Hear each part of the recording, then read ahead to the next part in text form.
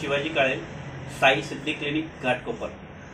ज्या पेशंटला साधारणतः एक 4 ते 5 वर्ष फिट येत होती आणि फिट येऊन त्यांना पॅरालिसिस झाला होता, ब्रेन स्ट्रोक झाला होता आणि त्यांच्या मेंदूमध्ये रक्तस्राव झाला होता, अशा पेशंटला गेले 1.5 महिना मी ट्रीटमेंट देतोय।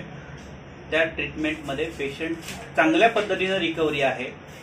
जो पेशंट पॅरालिसिस आहे, ब्रेन स्ट्रोक झालेला आहे, त्या पेशंटला आपण चांगल्या पद्धतीने रिकव्हर केलेला आहे। त्या पेशंटला मी सादर करतोय। नमस्कार साहेब, मोठ्याने बोला, तुमचं नाव काय? चंद्रकांत साळेकर।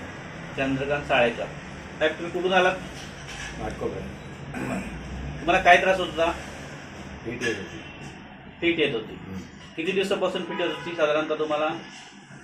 तरी पण ते कधी अचानक मध्ये मध्ये 4 ते 5 वर्षापासून अचानक फिट येत होती आणि गेले 1.5 महिन्यापूर्वी तुम्हाला पॅरालिसिसचा अटॅक आला होता, बरोबर? आणि मेंदूमध्ये रक्तस्राव झाला होता। बरं, त्यानंतर तुमची आपण ट्रीटमेंट या ठिकाणी सुरू केली। ट्रीटमेंट नंतर तुम्हाला कशा पद्धतीने वाटतंय? एकदम व्यवस्थित, एकदम छान वाटतंय। बरं बरं, ठीक आहे। तर आपण त्यांना पूर्ण पंचकर्म ट्रीटमेंट केलेली आहे। पंचकर्म ट्रीटमेंटनं त्यांचा पॅरालिसिसचा जो त्रास आहे, त्यांचं हात पाय थोडेसे, त्यांची शक्ती कमी झाली होती आणि त्यांना ब्लड व्हिजन झालं होतं, व्यवस्थित प्रॉपरली दिसत नव्हतं आणि मेंदूमध्ये रक्तस्राव झाला, त्यामुळे त्यांना चक्कर येत होती आणि त्यांना बरेच त्रास होते। त्यांची तब्येत एकदम खराब झाली होती। त्यांना म्हणजे माझ्याकडे आणलं त्यावेळेस एकदम पकडून आणलं होतं। यापूर्वी त्यांना अल्कोहोलिक मीन्स ड्रिंक पण भरपूर केलेली आहे त्यांनी आणि ट्रीटमेंट केलेली आहे। पंचकर्मामुळे जे टॉक्सिन्स त्यांच्या बॉडीमध्ये साठले होते ते टॉक्सिन्स पूर्ण निघून गेलेले आहेत। सगळ्यात महत्त्वाचं अल्कोहोलिक लिव्हर डिसीज, म्हणजे अल्कोहोल ज्यावेळेस आपण रेग्युलरली ते 10 ते 15-20 वर्ष अल्कोहोल पित होते, अल्कोहोलमुळे त्यांच्या शरीरामध्ये टॉक्सिन निर्माण झाले होते। टॉक्सिन निर्माण झाल्यामुळं त्यांना फिट्स येत होत्या। त्याच्याबरोबर एवढे टॉक्सिन शरीरामध्ये तयार झाले होते की त्यांना मेंदूमध्ये रक्तस्राव झाला। MRI ज्यावेळेस काढला त्यावेळेस मेंदूमध्ये रक्तस्राव झाला आणि रक्तस्राव झाल्यानंतर त्यांना KEM हॉस्पिटलमध्ये ॲडमिट करण्यात आलं। KEM हॉस्पिटलला ॲडमिट केल्यानंतर त्यांना सांगितलं की बाबा चांगल्या मोठ्या हॉस्पिटलमध्ये ॲडमिट करा आणि यांच्यावर उपचार घ्या।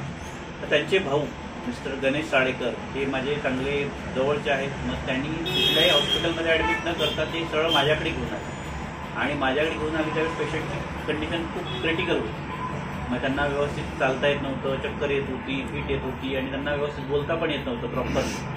आत्ता तो पेशंट आपण प्रॉपरली त्यांना मसाज, स्टीम बाथ, वमन, विरेचन सगळ्या प्रकारची ट्रीटमेंट केलेली आहे। त्यानंतर हा पेशंट आत्ता एकदम फिट अँड फाईन आहे। याच्यानंतर पण साधारणतः 2 ते 3 महिने हा पेशंट माझ्याकडे राहील, त्यांना कॉन्झर्वेटिव्ह ट्रीटमेंट चालू राहील आणि ती ट्रीटमेंट झाल्यानंतर मग हा पेशंट म्हणजे त्यांना फिट येणं तर बंद झालं आहे। नंतर त्यांच्या ब्लडमध्ये जे क्लॉट्स होत्या, ज्यानं त्यांना पॅरालिसिस झाला होता, ज्याने मेंदूमध्ये रक्तस्राव झाला होता, तो प्रॉब्लेम आपण संपूर्णपणे क्लिअर केलेला आहे। तर अशाच कुणाला डायबिटीस असेल, ब्लड प्रेशर असेल, कोलेस्ट्रॉल असेल, मूळव्याध असेल, मुतखडा असेल, दमा असेल, संधिवात असेल, अशा कुठल्याही प्रकारचे आजार असतील तर आपण साई सिद्धी क्लिनिक घाटकोपर मुंबई या ठिकाणी संपर्क साधू शकता। मला सांगा, तुमची ट्रीटमेंट कशा पद्धतीने झाली? व्यवस्थित झाली आणि आता तुम्हाला एकदम छान वाटतंय।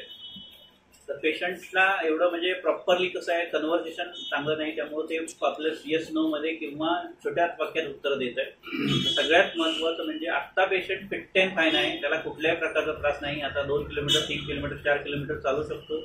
आता रेग्युलरची कामं तो करत आहे। थँक्यू।